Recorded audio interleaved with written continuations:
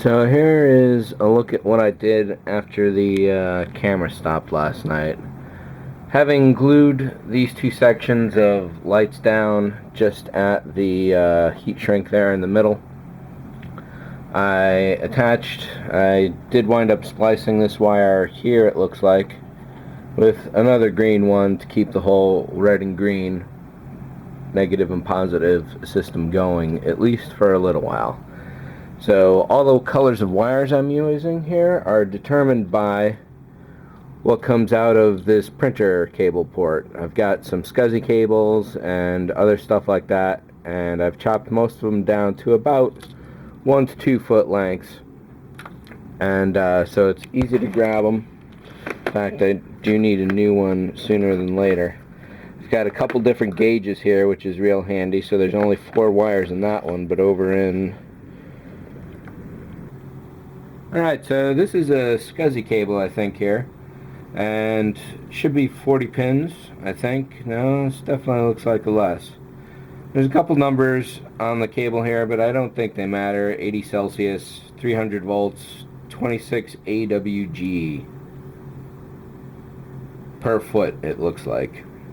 But if you got any old printer cables hanging around at home that you know you're never going to use again, pull them out, dig into them with a razor. That's pretty thick rubber. Usually it's not quite so. Generally speaking, you don't have to worry about slicing into the inner cables themselves because they're so threaded that you're not too likely to cut them. And if you do, usually it's more of a glancing blow.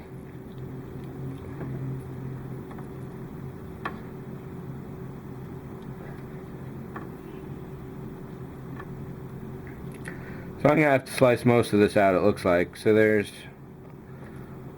a metal sheath over that, and then some foil. And then you got the good stuff. So how many do we got in this one? 10, 12, 14, 16, 18, somewhere in there. So when you need one, it's just a matter of pulling a thread out. They're all self-contained, so they're not going to run anywhere. It's a really good idea to get a hold of something like this for yourself. When I cut them into it's about a foot. It's definitely more than a foot, but just about a foot. So on any given model, they'll pretty much be able to fit just about anywhere you need it to. So this is a fairly good model here, good size model.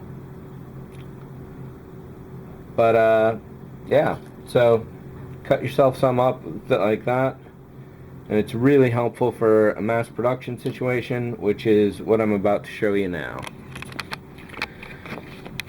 So when I did those 4 sets of lights there, I kind of did them in an assembly line. I knew I needed 8 lights, so I put most of the resistors together and then some of the lights, and kind of did it half-ass backwards. What I've done here is I've wired up all, 32 resistors into 16 pairs, and those will match up with the 16 LEDs here. So I'm just gonna shoot some of this, I guess, and show the tedium of it all. I've got one last LED. One of the first things I do with LEDs, this is the very first thing I did here today, but one of the first things I do with LEDs is bend the negative leg over, the shorter of the two. That's just for much easier identification, and you gotta split them apart anyway to wind the resistors on. At least if you do it the way I do it, then you definitely gotta. So I'll be doing that. I'll probably solder that on, then I'll clip the leg. We'll go for the wire itself and put the leads on,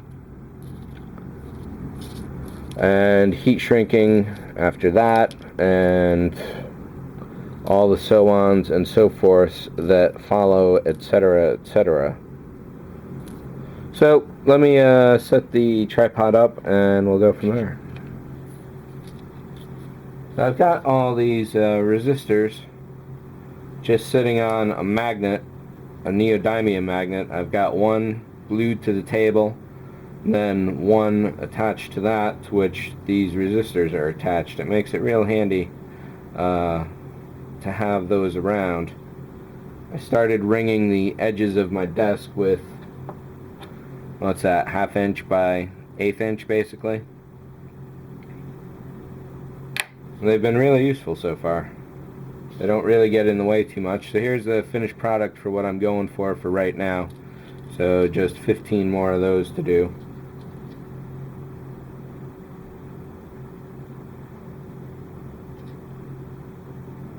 And there are ways to do this tighter, better, less sloppily. Don't get me wrong on that point.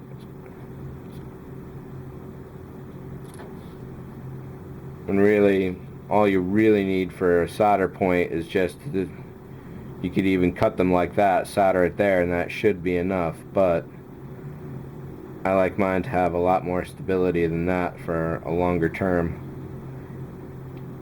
Hopefully guarantee of working.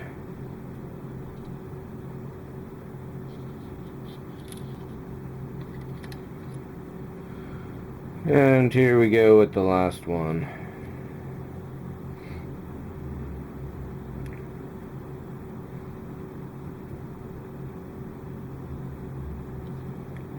Basically, in trying to slide the resistor up the leg, I've tested every single one of the connections out of all 16 as I've gone to make sure it's fairly good and tight.